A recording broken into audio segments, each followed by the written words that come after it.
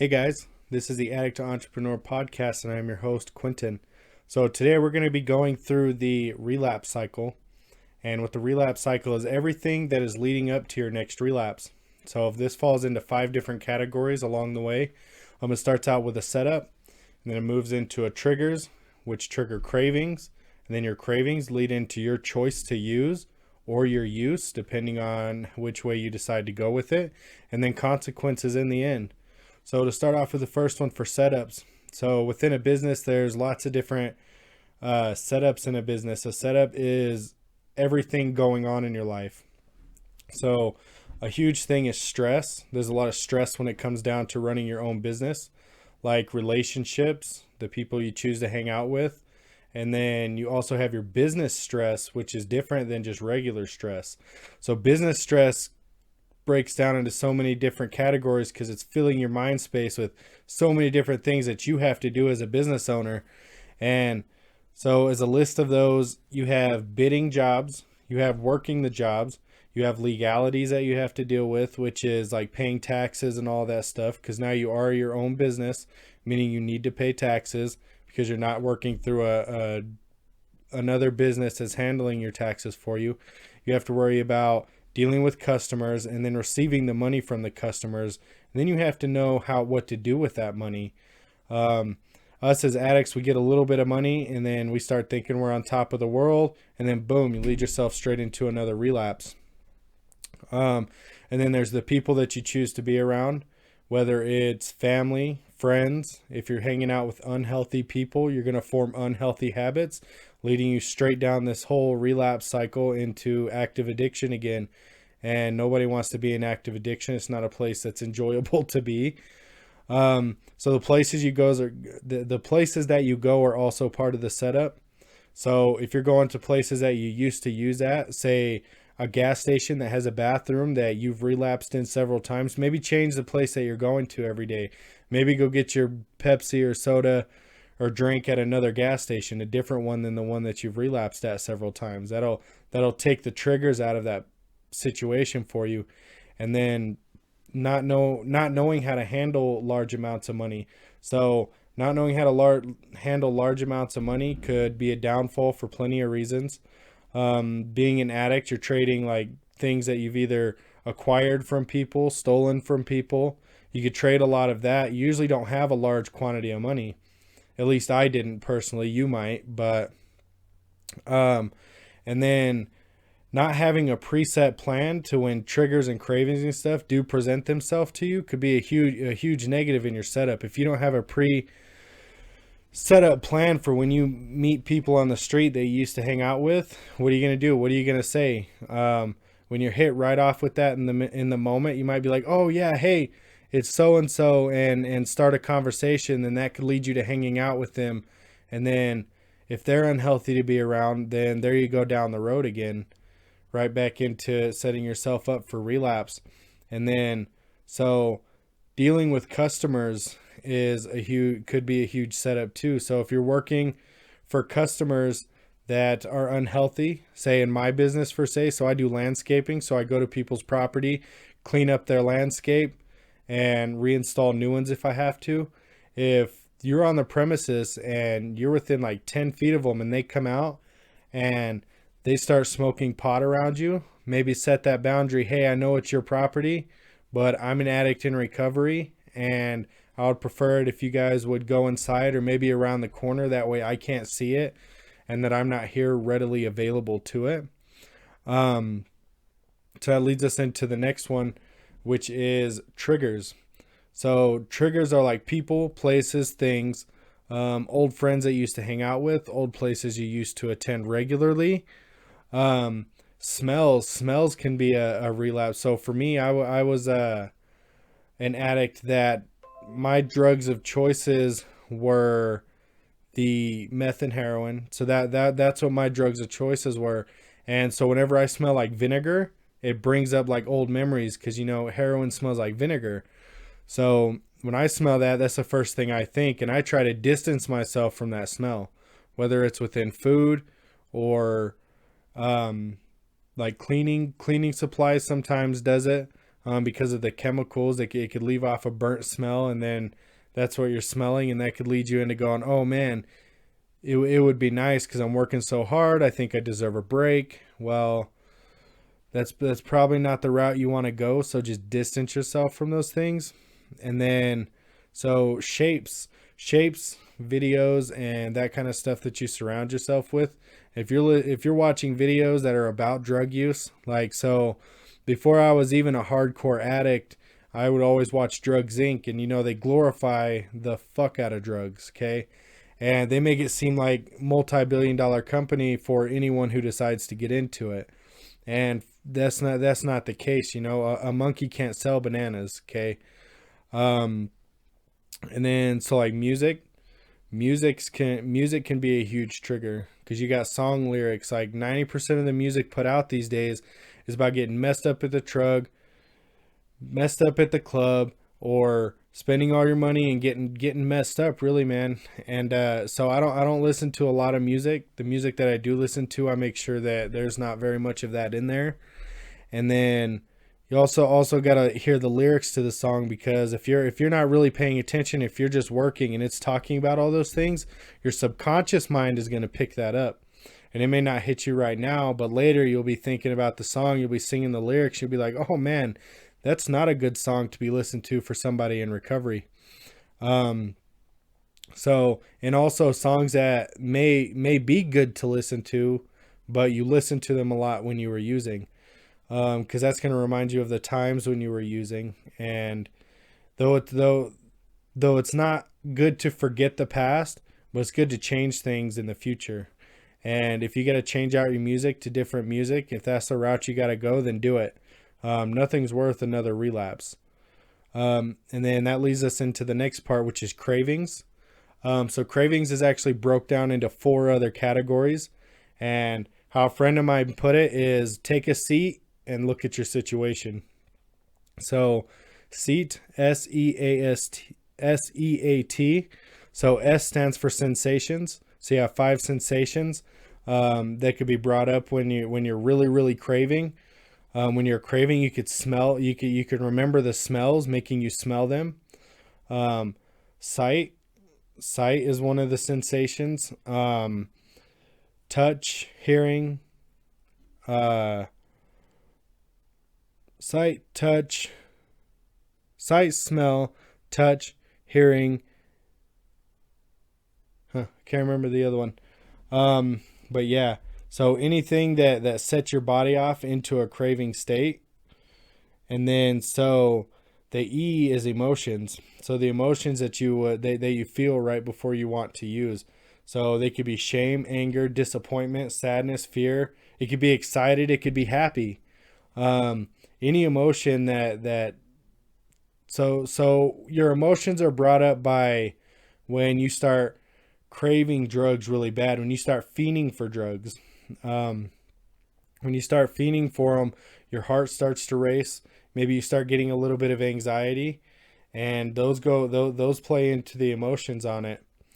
And then A would be your actions. So what we always talked about was that actions speak louder than words. This goes right back into people, places, and things. If you have a really bad craving and you're like, oh man, there's my buddy, and you haven't seen him in forever, but you know that he's still getting messed up. So you go out of your way and go talk to him, then your actions are speaking louder than your words. You're saying, I want to be in recovery, but your actions are showing that you want to relapse. Places, going different places is a part of your actions. So if you know a bunch of users that still hang out in one area and you don't ever go there, or maybe you do go there, maybe you continue to go there, your actions are showing that you still want to use and that's the way of life that you want to live. So to change your actions, go to different places. Don't go hang out. Don't go start conversations with people you used to. I know as addicts, we're like, oh man, I live such a great life now, I can help this person. Well, when statistics show that only 2% of us addicts actually make it, then it also shows that if you go and try and help that person, what you're going to do is you're going to drop down to their level. You're not going to be able to rise them to your level, because if they how am I trying to say it? Um, so one other thing about that is that I guess a quote for that would be, you don't rise to your goals, you drop to the level of your systems. Um, Basically, what that means is that you can't pull somebody up with you. You can't pull somebody that doesn't want to move. And within active addiction, we want to move, but we don't know how to do it, and we don't have trust for anyone around us to trust that they can do that for us. So as addicts, if I was in active addiction and another addict that was clean came to me and said, "Hey, let me help you," I would say, "Okay, yeah, sure." Why? Because I'm manipulative and I'm deceitful. I'm a liar. I'm a thief. I'm going to take whatever I can from that person, and if they come with me, then it really doesn't bother me all that much. So we got to be very weary of that while we're in recovery. And so the other thing is things. So I actually had an incident a while back where I started collecting all these metal drinking straws, and a friend of mine goes, "What are you saving all those for?" And I was like, "I don't know. I like them." And then so I was stockpiling those. I was stockpiling tinfoil. And he goes, "You got to throw that stuff away, man, because I think what you're doing is you're subconsciously setting yourself up to have all of the equipment to relapse as soon as you want to next time." So I got rid of most of it. I think I have maybe 2 of those straws left. I have tinfoil, but it's not a lot. It's enough to cover like a pot roast or something if I need to. And then the T, thoughts. So your thoughts play a huge role in your relapse because the way you think is the way you act. And so some of the thoughts that just come to mind is, "Oh, one time won't hurt." Well, is the reality of it going to be just the one time? Well, yeah, because the grain of truth is that it is one time every time. Whether it's one time every 5 minutes, it's still one time. And then the other one is that no one will know. And you're right. The grain of truth is that no one might know. No one may never know that you relapsed. And if you're able to pull yourself out of it, but the likely chances of it are you won't be able to pull yourself out of it. And then, so the other one could be, I need it. You may work 14 hours a day and be like, "Oh, I'm so tired," the next day, take a little bit of an upper, and then you're like, "Oh man, I needed it to do that." Well, reality is you didn't need it.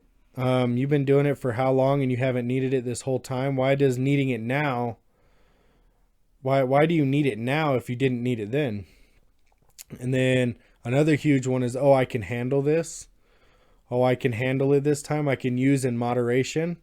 Well, I don't know about you, but I have the disease of addiction that always tells me I need more.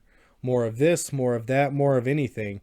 It doesn't matter. It could come down to a bag of Skittles or my next bag of dope. No matter what it is, I always need just a little bit more.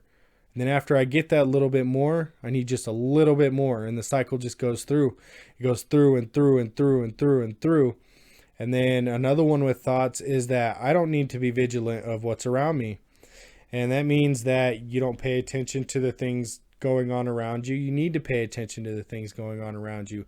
Because if you start hanging out with a group of friends and they invite you, "Hey, let's go to a bonfire," and then they're busting out dope and drugs, and say you rode up there with someone, you're left to walk back into town all on your own. Well, what if walk back into town's 10 miles? Likely chances is you're not going to want to make that walk, so you stay there and you get messed up with them, leading you straight back into active addiction. Because you know what? Someone might be able to drink one night and go to work the next. I know personally for me that that's not the case. I could maybe do it for a week, but after that, my drug of choice as an alcohol, it's meth and heroin. And I've always been told that you can hit a rock bottom, but once you hit that rock bottom, there's always a trap door leading to another rock bottom for the next time you relapse. And I don't want to know what's under that trap door, so I'm trying to fill in the hole as I work my way back to the surface. All right, and then on to the next category is your choice and or use. So up until the point that you put that pipe in your mouth, or up until the point that you internally have the drugs in you, you have a choice not to do it. Likely chances are, usually if you're in the situation already holding a lighter to it, already pulling back a plunger, already sticking it to foil, is you've already made your choice to use because your actions are showing it. And then so, but yeah, but I'm not here to tell you how to use drugs. I'm pretty sure we all know how to use drugs. I'm here to educate on what to do next time the opportunity presents itself. But let's move into the choice. So you always have a choice, and then hopefully within this choice, usually before you get to that moment of right before you use drugs, your ritual, as it's called, because everybody has a drug ritual. You get everything ready, and then you just do it, right? So hopefully before you get to the ritual, you've implemented some sort of skill to pull yourself out of that. So a skill that I like to use quite frequently is a physical reset. So a physical reset is where you shock your body, whether it's squeezing ice cubes or putting a rubber band on your wrist, something that shocks your nerves really quick. And then you can walk away from the situation because it's not pressing on you so hard. It's to take the stress of the situation away. That way you can make a decision to either walk away or stay and play, you know. So the physical reset doesn't stop everything that's in motion. What it does is it stops your cycle for a second. For a split second, whether it's 2 seconds or 30 seconds, it stops your cycle and train of thought in the moment to think about other things. And when you're in that moment, start thinking about family, thinking about what you've done. You've always got to give yourself credit for what you've done in recovery. So that leads us into the next category, which I know it's kind of the end of it, but then as soon as you get to the end of it, it goes straight back around to your setup. So this whole thing is a circle of different steps. So there is no start, there is no end. It just goes in a circle, and it goes and goes and goes and goes and goes. Now, so the last one is consequences. So we all know the major consequences, which are jails, institutions, and death. But that's not the only consequences. So the other consequences is you may lose your family again. You may lose your family again. You may lose your friends, lose your business, lose your house, lose the car. Like, you may lose everything again. But the other consequences is the actual feeling you get from being high. So that's a consequence. Whether it doesn't seem like a negative, it's still a consequence. So a consequence is a result of an action. So the actions that you took throughout this whole thing, your consequence depends on which actions those were, and were they negative or were they positive. And then so other consequences are, I have a couple wrote down here, trying to hide it or admitting it. Trying to hide it, you're going to bring yourself a lot more emotions. You're just going to start stockpiling them, leading you to use again and again and again and again, leaving you straight back into the addiction side, leading you straight back into the use cycle. So, or admitting it to friends, family. Hey, I relapsed. I need a lot of support right now. It may seem hard. You know, anyone in your right mind that's in your support system, they will help you not use again. If you're like, hey, I need to stay at your house for a minute. If you have a good support network, they'll let you do that, as long as you're not using them like we do in addiction. And then so another one is that once you use, it's going to suppress your emotions. And then once you come down, you're going to be flooded with all your emotions again. It's most likely going to bring up all the emotions that you felt throughout your whole recovery, throughout your whole last addiction. And that's why they say that there's a trap door under your rock bottom. Because think of it as a snowplow. So you're plowing and plowing and plowing with a snowplow, just pushing it all straight forward while it's piling up in front of you. So as the truck is sitting down here, right?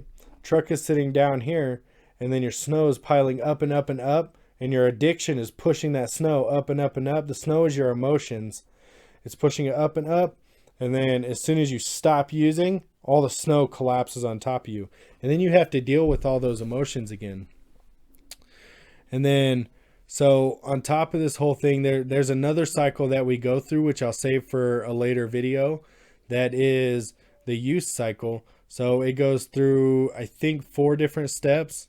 It goes from, I think, I'll correct it in the next video, but your decision, your ritual, your use, and then I think it goes back into your consequences. I have to check my notes to find out, but thanks for listening. This has been the Addict to Entrepreneur podcast, and I will see you next time.